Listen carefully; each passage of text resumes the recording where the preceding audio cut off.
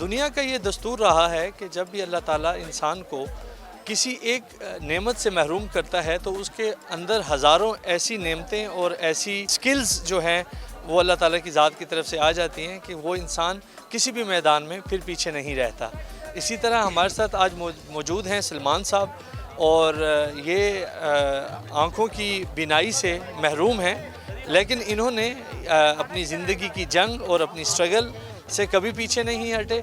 आज हम इनसे जानते हैं कि इनकी ज़िंदगी की क्या स्टोरी है और किन किन मुश्किल मराहिल से गुज़र के आज ये यहाँ तक पहुँचे हैं कि इस हद तक के कामयाब इवेंट्स करवाना इनकी रूटीन वर्क बन गया है। माजूरी क्या चीज़ है, इसको हम समझ लेंगे तो मेरा ख्याल है सारी बातों को समझना आसान हो जाएगा। अल्लाह ताला ने हम सब मानते हैं कि एक दूसरे को एक मुख्तलिफ अंदाज में बनाया है।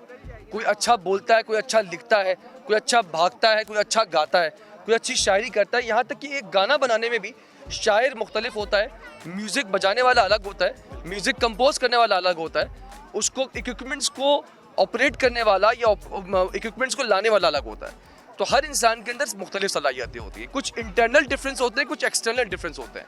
इंटरनल मिसाल के तौर पे आपके माइंड में कितनी अच्छी डिवाइस है जो अच्छी कैलकुलेशन कर सके, आपके गले में कितनी अच्छी डिवाइस है जो अच्छा गा सके। कुछ लोग अच्छा नहीं गा पाते, इनकी यहाँ डिवाइस अच्छी नहीं होती।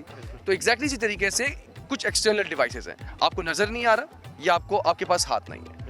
तो ये डिफरेंसेस हैं जिससे डिसेबिलिटी को हम आसानी से समझ सकते हैं। इब्तिदा में जब पता लगता है कि ब्लाइंडनेस मुझे नज़र नहीं आता और मेरी प्रॉब्लम है, तो पूरी फैमिली, पूरा ख़ानदान, दोस्त, सब के सब एक ऐसी उस कैफियत में चले जाते हैं कि खुदा ना खासा किसी का इंतकाल हो गया, और एक ऐसी कैफियत में चले जाते हैं कि जैसे इस बच्चे की ज़िंदगी ख़त्म हो गई। लेकिन अल्लाह का शुक्र है कि इसी नाबीना बच्चे ने डबल मास्टर्स किया। उसके बाद मैंने डिप्लोमा किया एंटरप्रेन्योर फ्रॉम IB यूनिवर्सिटी, और उसके बाद मैंने B.Ed कंप्लीट किया from Indus university. Now I am doing PhD from Karachi university. माशाल्लाह। सही है। तो आई एम मैरिड, अल्लाह का शुक्र है कि मेरी शादी हो चुकी है, मेरे 2 बच्चियाँ हैं। लेकिन डेफिनेटली जब आप लड़की को ढूंढने जा रहे होते हैं फिर 10 सवाल शुरू होते हैं। लेकिन मैं समझता हूँ कि जब आपकी सलाहियतें और आपकी एम्पावरमेंट सामने आती है तो फिर सब आपके साथ होते हैं। बिल्कुल एग्जैक्टली इसी तरीके से जॉब हासिल करने का जो एक जरिया होता है, एक अर्निंग मेंबर बनना है सोसाइटी का, ये आसान नहीं है। लोगों की सोच ये है कि blind person can not do anything. इस वक्त जो टेक्नोलॉजीज आ चुकी हैं, उस टेक्नोलॉजीज में एक ब्लाइंड पर्सन कंप्यूटर एग्जैक्टली उसी तरीके से यूज़ कर सकता है जिससे आप लोग यूज़ कर रहे होते हैं।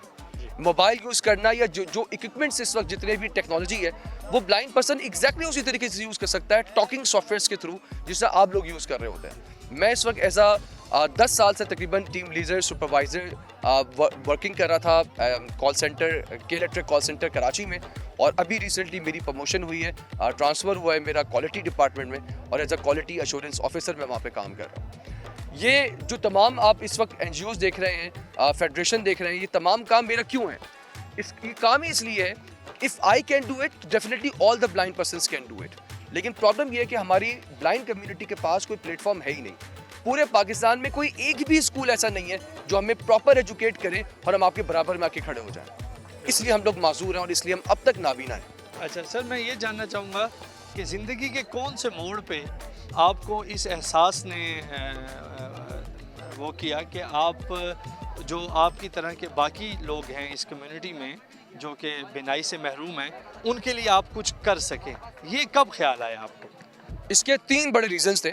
सबसे पहला रीज़न ये था कि मेरी फैमिली बहुत हाईली एजुकेटेड है, लेकिन जब मैं एजुकेशन हासिल कर रहा था तो मैं पूरे पाकिस्तान में पैसे पे पैसा फेंक रहा था, लेकिन मेरे पास फैसिलिटीज़ नहीं थी और मैं एजुकेशन हासिल ही नहीं कर पा रहा था। तो जिसकी बेस पर मैंने उस वक्त ये बात सोच ली थी कि अल्लाह का शुक्र है मेरे पास रिसोर्सेज हैं, मुझे बड़े होकर कुछ करना है। जब मैं मास्टर्स कर रहा था कराची यूनिवर्सिटी से, उस मास्टर्स के दौरान मेरा पेपर था और मैंने पेपर से 2 दिन पहले अपने दोस्त को कहा कि मुझे नोट्स चाहिए, अगर आप नोट्स दे दो तो मैं कॉपी कर लूँ और कॉपी करके मैं किसी से पढ़ लूँगा। उस बच्चे ने कहा, मेरे फ्रेंड ने, मेरे कुलीग ने कहा कि सलमान भाई मैं बस 2 मिनट में आया। आज मेरा ख्याल है कि शायद 26 साल हो गए, वो 2 मिनट नहीं हुए। ये वो रीजंस थे जिसकी बेस पर मैंने सोचा कि नहीं, हमारे पास प्लेटफॉर्म होने चाहिए। मैंने पाकिस्तान ब्लाइंड स्पोर्ट्स फेडरेशन का क़याम अमल में लेकर आया। इससे पहले मैं पाकिस्तान ब्लाइंड क्रिकेट टीम में खेल चुका हूँ, वर्ल्ड कप विनर हूँ मैं।